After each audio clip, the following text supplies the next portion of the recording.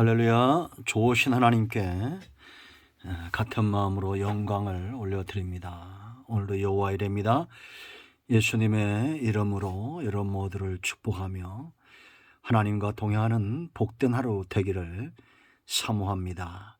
자, 오늘은 시편 119편 9절부터 16절까지 말씀을 묵상합니다. 기도하겠습니다. 영광과 감사를 우리 하나님께 올려드립니다. 온 마음으로 하나님을 사랑합니다. 주의 보혈을 의지하여 싸우니 우리의 모든 죄와 허물을 사하시고 주의 이름을 의지하여 간구합니다. 우리의 소원 가운데 기도하는 것들 가운데 하나님의 응답으로 채워주시기를 원합니다. 성령 하나님 충만하게 우리 가운데 역사하셔서 이 말씀에 깊은 것들을 깨닫는 시간 되게 하옵소서. 예수님의 이름으로 사모하며 기도합니다. 아멘.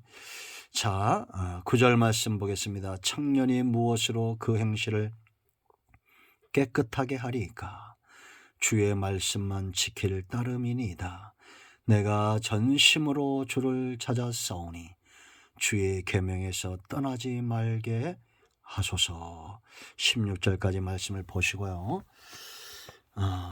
자, 여러분,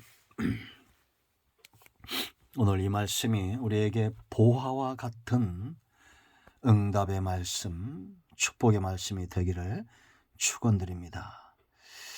오래전에 그런 기사가 났죠. 필리핀에서 한 어부가 고기를 잡으러 갔다가 닻을 내렸는데 쨍그랑하는 소리가 나서 내려가 보니 특이하게 생긴 그런 바위가 있어서 가지고 집으로 왔습니다. 그리고 집 안에 두었습니다. 10년 가까운 세월을 그냥 보냈는데 어느 날 그 집에 불이 났습니다. 다 타버렸습니다.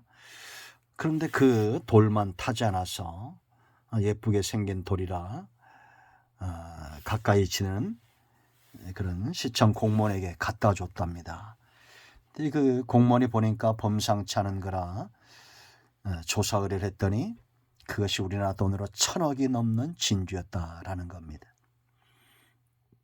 이 얘기를 듣는데 참 어떤 생각이 듭니까? 여러 가지 생각들이 교체하죠. 세상에서 지금까지도 제일 큰 진주입니다. 그것이. 이 진주를 못 알아본 거죠.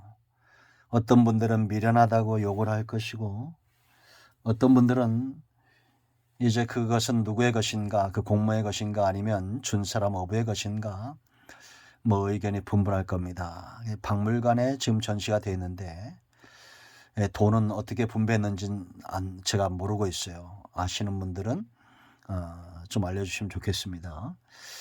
그러나 돈이 중요한 게 아니죠. 왜 그걸 몰랐을까 하는 안타까운 마음들이 있죠.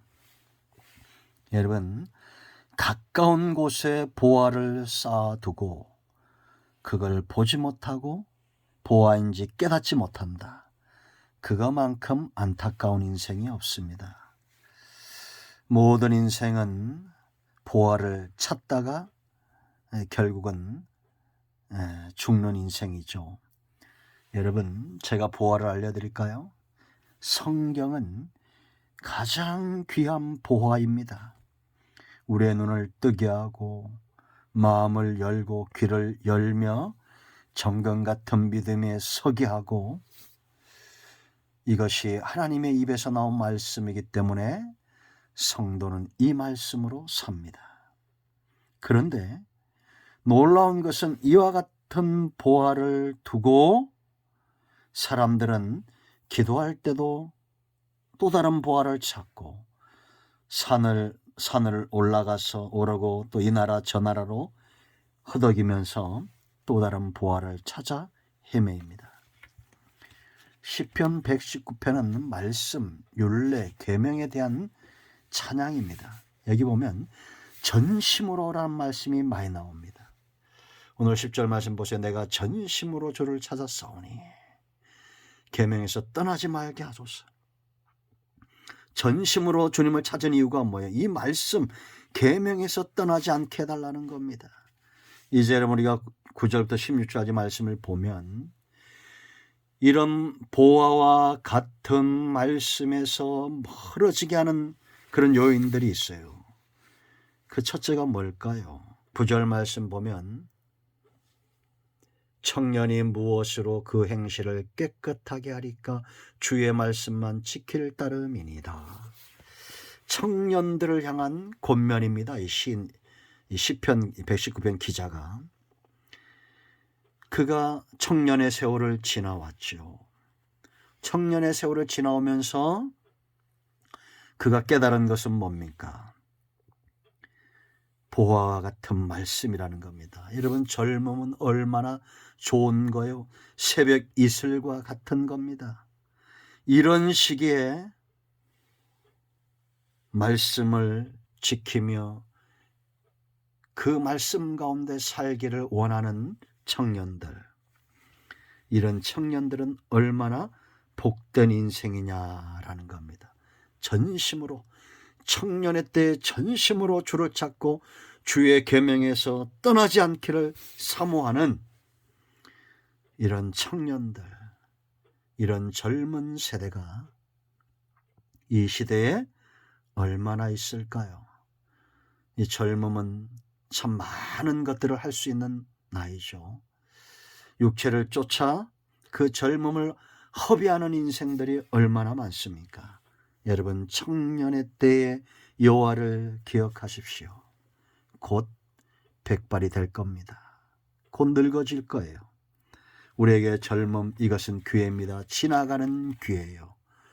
이럴 때 말씀을 전심으로 찾고 그 말씀에서 떠나지 않기를 사모하는 다니엘 같고 사드락과 메삭과 아벳느고 같은, 요셉과 같은 고람되오 젊음의 때에 그 젊음의 시간들을 허비하지 않고 하나님의 말씀에 붙들림 받은 고람되오의 신앙을 갖는 우리 모두가 되어야겠습니다. 두 번째는 죄입니다.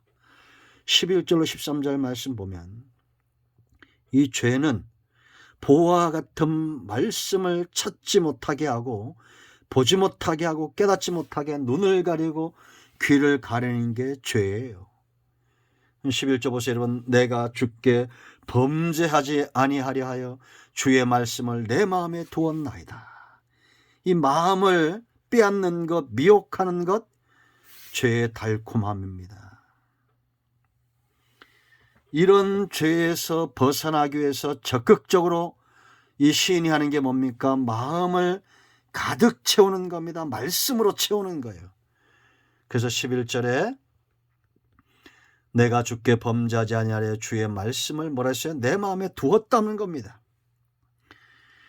우리가 창고를 채우듯이 말씀을 자꾸 내 마음의 창고에 양식을 채우듯이 쌓아두듯이 그렇게 말씀을 묵상하고 쌓아두는 겁니다. 여러분, 곡식간에 쌀이 떨어지면 걱정이 되죠. 통장에 돈이 떨어지면 걱정이 되죠. 그런 건 아무것도 아닙니다. 여러분 중심 마음의 창고에 영적인 양식이, 말씀이 다 바닥을 보이지 않도록 여호와의 말씀을 주야로 묵상하는 자, 시냇가에 심겨진 나무처럼 말씀에 깊이 뿌리를 내린 자가 복이 있습니다. 그들은 죄의 미혹에 넘어지지 않아요. 이제는 보세요. 이 말씀을, 마음의 보고에 말씀을 채우기 위해서 어떻게 합니까? 12절 찬송받으실 여호와여 주의 율례들을 내게 가르치소서. 깨닫기 원하는 겁니다. 깨닫지 못하는 말씀은 내게 소화가 안 되는 음식과 같아요.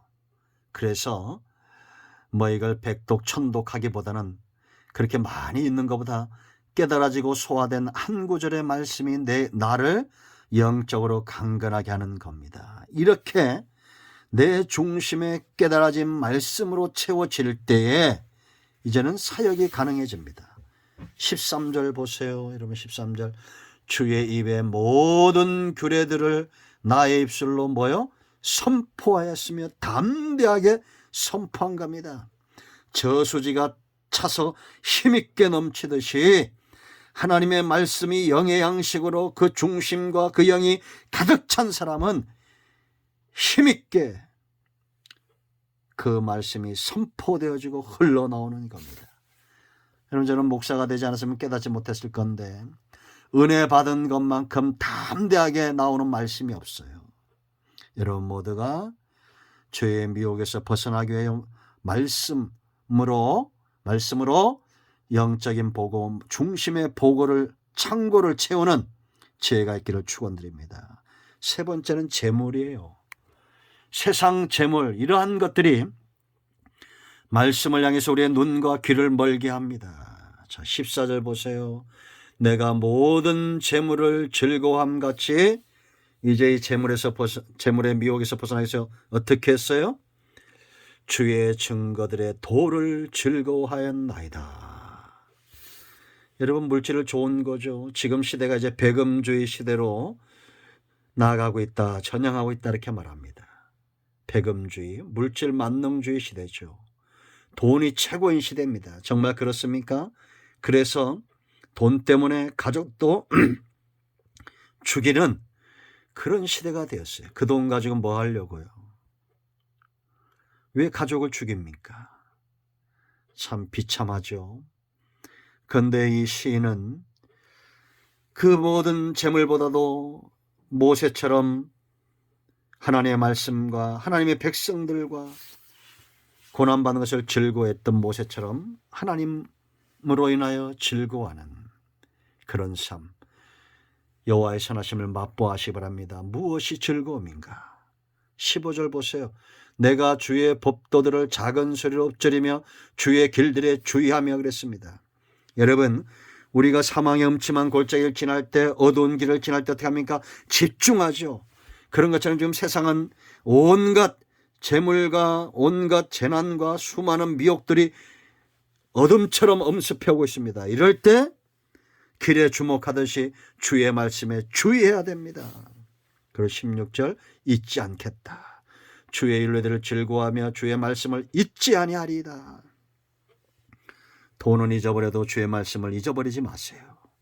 여러분, 보화가 여러분 집안 가까이, 여러분 중심에, 여러분 입술에 있습니다. 이 말씀을 가까이 하시기 바랍니다. 그는 시냇가에 심겨진 나무처럼 결실할 것이고 의인의 회중에 들 것이고 하나님이 인정하는 믿음의 사람, 의인 될 것입니다. 아멘. 기도합니다. 예수님의 이름을 의지하여 기도합니다. 이 말씀대로 되게 하시고 우리 가운데 마음이 상한 자, 병든 자, 문제 있는 자 치유하시고 회복시켜 주시고 온전케 하시기를 원합니다. 하나님 영광을 받으시며 주의 백성들에게 은혜를 주시옵소서. 예수님의 이름으로 사모하며 축복하며 취하며 기도합니다. 아멘. 우리 가운데 병든 자, 어떤 문제가 있든지 예수 그리스도의 이름으로 치유되고 회복되었습니다. 아멘. 할렐루야. 여러분 모두 축복합니다. 아멘.